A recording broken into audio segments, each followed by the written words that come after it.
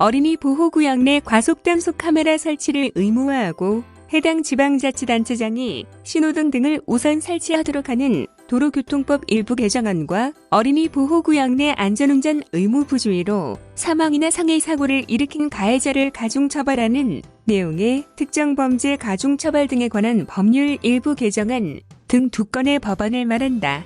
해당 법안은 2019년 9월 충남 아산의 한 어린이 보호구역에서 교통사고로 사망한 김민식 군 사건을 계기로 발의됐으며 지난 12월 12일 국회 본회의를 통과해 12월 24일 공포되었다. 특정범죄 가중처벌법 개정안은 운전자의 부주의로 어린이 보호구역에서 어린이가 사망할 경우 무기 또는 3년 이상의 징역에 처하는 내용을 담고 있다. 또 피해자가 상해를 입으면 1년 이상 15년 이하의 징역이나 500만 원 이상에서 3천만 원 이하 벌금을 부과한다.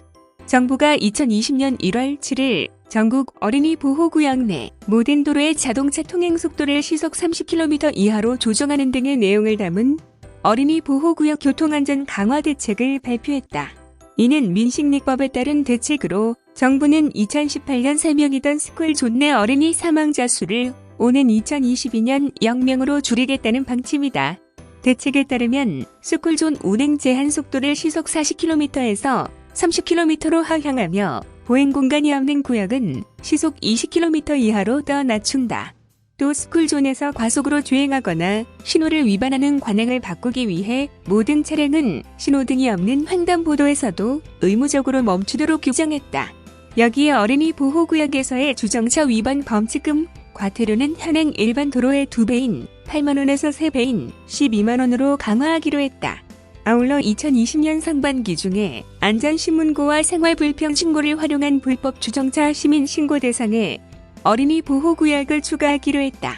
또 2022년까지 전국의 모든 어린이 보호구역에 무인 교통 단속 장비와 신호등을 설치하는 등 어린이 보호구역의 안전시설을 강화하며 현재 어린이 보호구역 내 위치한 불법 노상 주차장을 2022년까지 단계적으로 모두 없애기로 했다. 하지만 현실에 맞지 않은 과도한 처벌이라는 부정적인 의견이 다수를 차지하고 있으며 최근 민식이 법 개정에 대한 국민청원이 올라왔다. 내용을 살펴보면 어린이 보호 구역 내에서의 어린이 사고를 막기 위한 취지로 과속 단속 카메라 설치, 횡단보도 신호기 설치, 불법 주차 금지를 의무화하는 것에 대해서는 찬성을 하지만 처벌이 너무 과도하는 것이 의견이다. 다음 내용이 청와대 국민청원에 대한 내용이다. 첫 번째로 특정범죄 가중처벌 개정안은 형벌 비례성 원칙에 어긋난다는 점이다.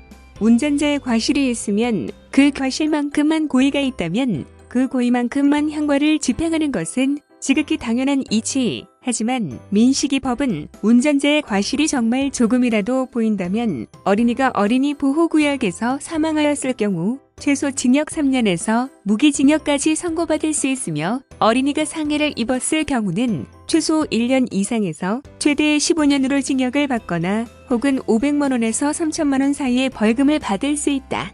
음주운전 사망사고의 경우 미필적 고의에 의한 살인행위로 간주되는데 이러한 중대구의성 범죄와 순수과실 범죄가 같은 선상에서 처벌형량을 받는다는 것은 이치에 부합하지 않을 뿐더러 헌법에서 보장하는 책임과 형벌 간의 비례성 원칙에 어긋난다는 것이다. 두 번째로 어린이 보호구역 내의 어린이 사고의 경우 운전자가 피할 수 없었음에도 모든 책임을 운전자에게 부담시키는 것은 부당하다는 것이다. 민식이 특가법에 따르면 어린이 보호구역 내에서 제한속도 30km 이하로 운전을 하여도 사고가 나게 된다면 이는 전적으로 운전자에게 책임이 가게 된다. 물론 원칙상으로 운전자의 과실이 0%가 된다면 운전자는 민식리법에 적용받지 않게 된다. 하지만 2018년 보안개발원 자료에 의하면 운전자 과실이 20% 미만으로 인정받은 경우는 0.5%밖에 되지 않는다. 이는 일반 사람들이 생각하는 과실의 범위와 법원에서 생각하는 과실의 범위가 다르기 때문이다. 일반 사람들이 생각하였을 때는 정말 피할 수 없는 사고였다고 생각을 하여도 법원에서는 주의를 조금 더 기울였다면 막을 수 있었다는 이유로 운전자에게도 과실이 있다고 판단하는 경우가 많다. 마지막으로 해당 법안은 입법권 남용과 여론몰이가 불러온 엉터리 법안이다. 해당 법원은 사고에 대한 모든 책임을 더 조심했어야지. 아이들은 원래 돌발 행동을 많이 하잖아와 같은 이유로 운전자에게 부여하고 있다. 이에 어린이 보호구역 자체에 차가 못 들어가게 막자 그냥 어린이 보호구역은 피해가게 하는 내비게이션 안 나오나요? 어린이 보호구역 괜히 들어갔다가 사고 나면 안 되니깐 좀 더 걸리더라도 돌아가자 등의 말이 나오고 있다.